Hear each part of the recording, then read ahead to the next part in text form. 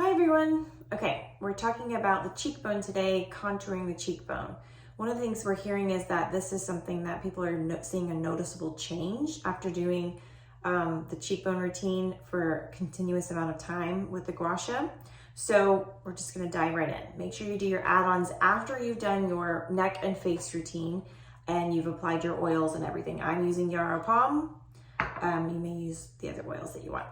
So we're using the heart shape of the stone. I'm gonna go up under the cheekbone, just getting right under the cheekbone, and we're just wiggling right there.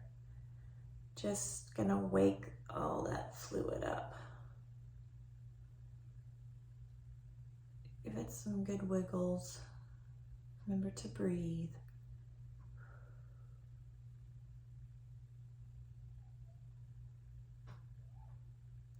After you've done that, still using the heart shape, we're gonna do the same thing, wiggle, but we're gonna pull through, up through our cheekbone. So coming under that cheekbone, and we're gonna pull through. Under the cheekbone, just 3 to 5 times on this part. And we're just working our way up the cheekbone.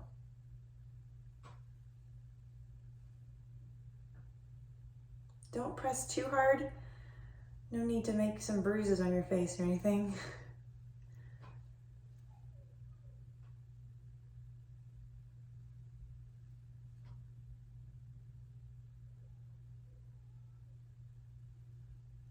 And so the next thing we're gonna do is use the flat side of our stone, and we're just pulling around the edge of our cheekbone.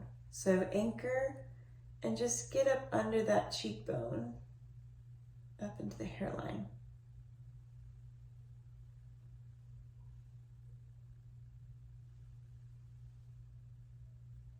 And the last thing we want to do is drain a few times. And that's your cheekbone routine. Kind of see a plumper difference on this side. But anyways, so be doing your routine and drink lots of water.